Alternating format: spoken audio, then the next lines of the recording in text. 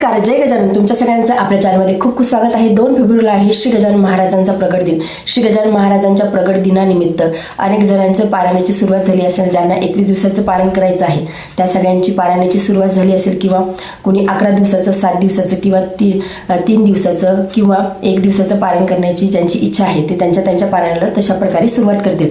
परंतु श्री गजानन विजय ग्रंथाचं ज्यांच्याकडून पारायण करणं होणं शक्य नाही, म्हणजे आता वेळ नाही, भरपूर कामे आहेत, तसं मी कालच्या व्हिडिओमध्ये तुमच्यासोबत शेअर केलं होतं की तुम्ही नामस्मरण देखील करू शकता। परंतु आता ज्यांना पारायण करण्याची इच्छा आहे परंतु होणे शक्य नाही, जसं वयोवृद्ध व्यक्ती आहेत किंवा ज्यांचे छोटे मुलं आहेत, मग छोटे मुलं भरपूर त्रास देतात, एवढं पारायण कंटिन्युअसली आपल्याकडून करणं होत नाही, मग तुम्ही कुठल्या ग्रंथाचं पारायण करू शकता। तसं तर श्री गजानन विजय ग्रंथाचंच पारायण करण्याचं महत्त्व आहे। प्रगट दिनाच्या निमित्तानं किंवा कुठलेही आपण जेव्हा पारायण करतो, गुरुपुष्य अमृत योगावरती असेल किंवा दशमी, एकादशी, द्वादशी असेल, श्री गजानन विजय ग्रंथाचंच पारायण करतो, परंतु आता शक्यच नाही। मग अशा कंडिशनमध्ये काय करावं, तर श्री गजानन जे महात्म्य आहे, हे श्री गजानन महात्म्य आहे, या ग्रंथाचं देखील तुम्ही पारायण करू शकता।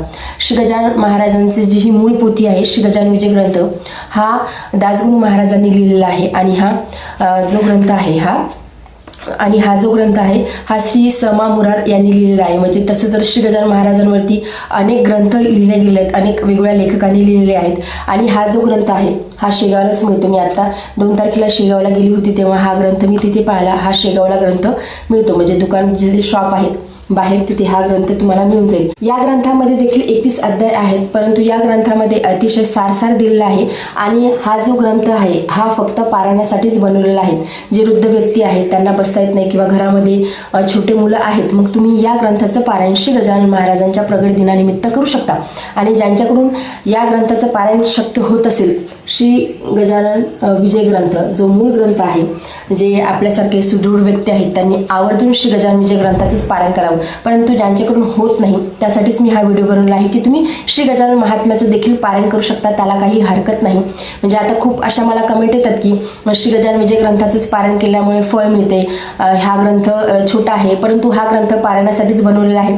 तसं अनेक लेखकांनी अनेक महाराजांवरती ग्रंथ लिहिलेले आहेत, परंतु हा जो ग्रंथ आहे हा सार आहे, यामध्ये देखील 21 अध्याय आहेत आणि हा ग्रंथ पारायणासाठीच बनवलेला आहे। म्हणजे आता एजेड आहेत त्यांना बसताच येत नाही, मग तुम्ही चेअरवरती बसून देखील वाचू शकता, किंवा आता घरामध्ये छोटे मुलं आहेत तर मग पारायण करणं होणार नाही तर तुम्ही या ग्रंथाचं देखील वाचन करू शकता। गुरुपुष्य अमृत योग असेल किंवा दशमी, एकादशी, द्वादशी असेल किंवा आता प्रगट दिन असेल, म्हणजे काही न केल्यापेक्षा काहीतरी भक्ती केलेलं कधीही चांगलं। त्यामुळे तुम्ही श्री गजानन महात्म्य देखील प्रगट दिनाच्या निमित्ताने पारायण करू शकता।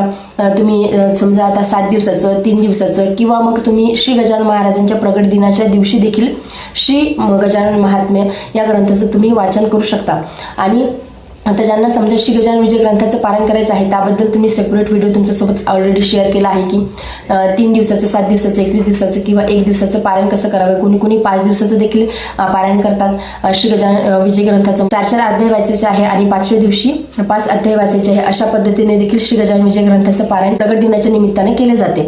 तर ज्यांना श्री गजानन विजय ग्रंथाचं पारायण करणं शक्य होणार नाही त्यांनी श्री गजानन महात्म्याचं पारायण करा, परंतु आवर्जून श्री गजानन महाराजांच्या प्रगट दिनाच्या निमित्ताने महाराजांच्या चरणाशी पारायण नक्की अर्पण करा। आजच्या व्हिडिओमध्ये एवढेच। व्हिडिओ जर तुम्हाला आवडला असेल तर व्हिडिओ लाईक करा, चॅनलवरती नवीन असेल चॅनलला सबस्क्राईब करा।